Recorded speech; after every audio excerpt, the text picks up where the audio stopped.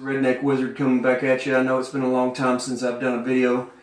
Things have been kind of crazy here at the house, but just wanted to go over real quick. This isn't woodworking related. This is just, again, around the house. This video is going to be common sense to a lot of people, but it may help some people out, and that's what I'm here for. This is going to be changing an old valve here to a quarter turn ball valve. This is the old kind of valve that uses the washers and all that stuff that deteriorate over time, and you go to turn it off for whatever reason and it won't turn off.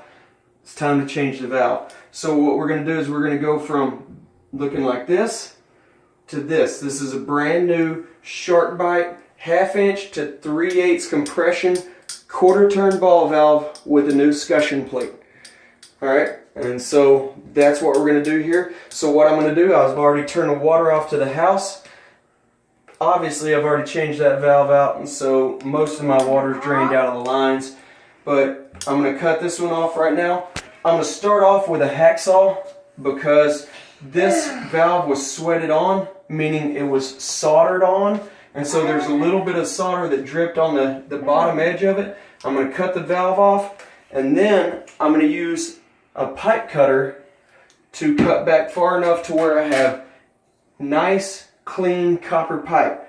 Once I've got that cut off, I'm going to use emery tape, which is a really fine thread sandpaper in a waterproof tape that I'm going to use to clean that off so this corroded old copper pipe looks nice and shiny like that one there. That's what's needed for a nice good seal using our Sharkbite 1/2 inch to 3/8 OD angle stop quarter turn ball valve. These right here, they're money, and I'm going to show you how easy it is to put those on there. So I'm going to go ahead and cut this off. I'm going to spare you all the long drawn out cinematic value of that, and we'll come back after it's cut off.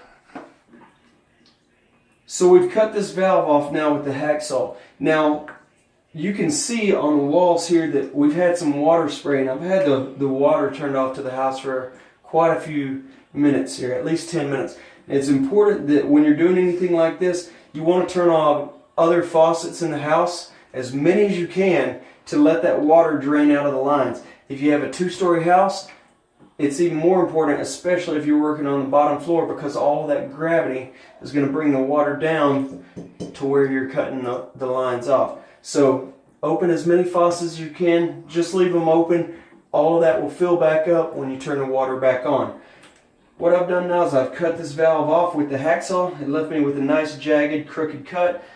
I could have done a little bit better job with it if I was taking my time, but you know what? I've got a pipe cutter here, and so I'm going to put this on here, and I'm going to get a nice clean cut on it. So what I'm going to do is just turn that a couple times, 2 to 3 turns, and then just tighten it up another quarter turn. What I mean by that is I'm twisting this adjustment knob just about a quarter turn each time I turn this about 3 times. And what that does is that cutter wheel slowly cuts into that copper pipe, which is a lot softer metal, and eventually it cuts off the ring like that in a nice clean cut. And then once I'm done with that, I'm going to take my emery tape. I'm going to tear off a section about this long, and I'm just going to run it back and forth.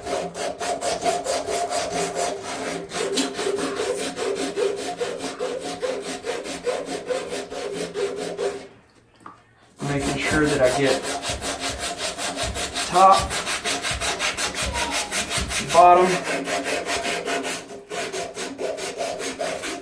and each side. And what you're left with is a nice clean copper pipe.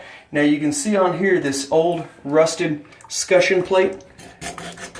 I'm just going to take that guy off, and I bought a new one, 68 cents from the Home Depot. These are plastic, chrome coated. They're not going to rust like that old one. And I'm just going to slip that bad boy in place. Once again, just go over it with my emery cloth. Make sure I've got a nice, clean, smooth copper pipe. And then once I've got that, I'm going to take my new Sharkbite fitting. This is the way it's going to come out of the bag. We don't need this because I'm using new braided compression fittings. This is if you use the old style. We're not doing that. So that's going to fit right on there. We'll do that step in a minute. But it's going to come with this nice little clean ring that comes on there. We don't need that for right now. So all you've got to do for a Sharkbite is you slip this end onto your nice clean copper pipe. Just line it up, slip it on till it's all the way back, and that's never coming off unless you put the little tool on there to push this ring in and take it off. These are removable and reusable, and you can spin it in any direction that you need it, and it's not going to leak. These guys are fantastic.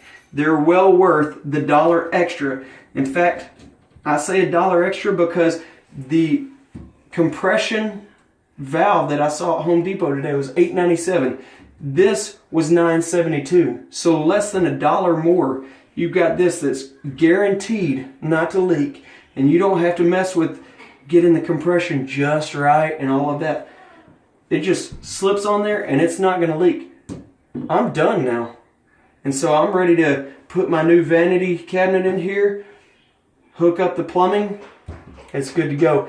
Quarter turn ball valves, not going to give me any problems anymore. So just wanted to go over this with you. Hopefully this helps someone out there. I'm sure there's a lot of people out there that are going to watch this video and say, hey, this is old news. And I got my little buddy here, Waylon, here helping me. Hopefully this did help someone out there. Just wanted to go over it. This has been the Redneck Wizard and Waylon here helping you out. Hope y'all have a good night.